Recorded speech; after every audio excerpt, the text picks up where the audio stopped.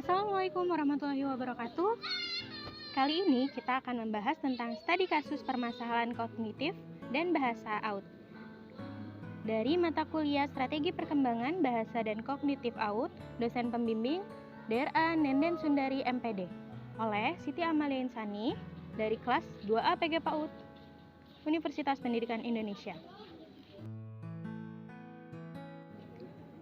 Kali ini studi kasus anak usia 2 tahun dengan gangguan keterlambatan berbicara.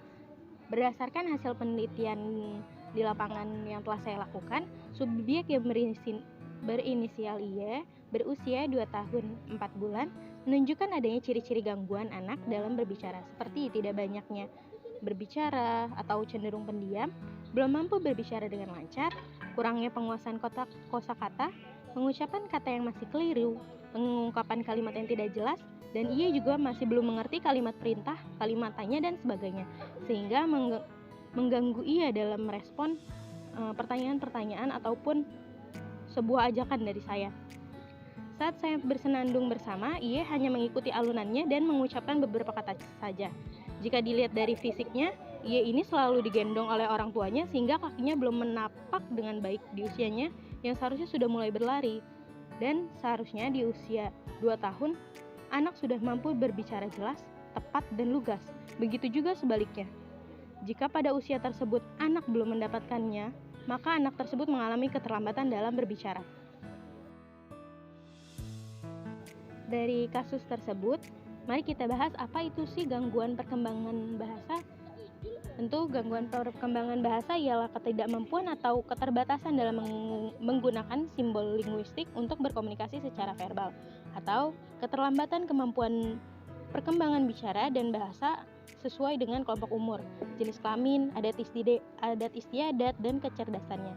Ini menurut Sidiarto tahun 1990. Nah, sebenarnya ada berbagai jenis dan macam keterlambatan berbahasa. Salah satunya ialah speech delay. Maka kita akan membahas tentang speech delay. Apa sih speech delay itu? Keterlambatan dalam berbicara ialah suatu kecenderungan di mana anak sulit dalam mengekspresikan keinginan atau perasaan pada orang lain, seperti tidak mampu berbicara secara jelas dan kurangnya penguasaan kosakata membuat anak tersebut berbeda dengan anak yang lainnya. Dari pembahasan sebelumnya, akhirnya saya berpegangan pada suatu teori agar tercetuslah suatu cara untuk mengatasi masalah. Sesuai pernyataan Satrok tahun 2009, kemajuan bahasa yang terjadi dalam masa kanak-kanak awal memberikan fondasi bagi perkembangan anak selanjutnya pada usia sekolah dasar. Kemampuan berbicara dan berbahasa pada anak akan dimulai dari keluarga, sekolah, dan lingkungan masyarakat. Keluarga ialah faktor utama penentu perkembangan anak dalam segala hal. Apabila keluarga terlambat dalam menstimulus kecakapan anak dalam berbahasa, maka akan terlambat pula perkembangan berbicaranya. Perkembangan bahasa pada anak dimulai sejak ia dilahirkan ke dunia, yang ditandai dengan jeritan atau tangisan saat ia dilahirkan. Seiring bertambahnya usia anak, bunyi atau suara yang ia hasilkan bervariasi sesuai dengan lingkungan yang mendorong anak untuk dapat mengeluarkan suara. Oleh karena itu, dalam mengatasi masalah keterlambatan ini, perlu sekali peran penting dari lingkungan keluarga, terutama orang tua, karena di umurnya yang 2 tahun, si Iye ini perlu sekali stimulus dari orang tuanya, stimulus lebih dan lebih lagi. Dari teori tersebut, akhirnya kita melalui pendekatan dengan orang tua agar speech delay ini dapat teratasi, yaitu dengan cara melatih anak berbicara dengan benar, pelan, dan berulang-ulang. Lakukanlah pengulangan-pengulangan dengan sabar dan jangan menaikkan nada agar anak juga tidak tersulut emosinya. Saat berbicara, kita harus memperhatikan tata bahasa yang diucapkan oleh anak. Apabila ada yang keliru, mohon dibenarkan. Lalu yang ketiga, selalu libatkan anak pada saat keadaan apapun.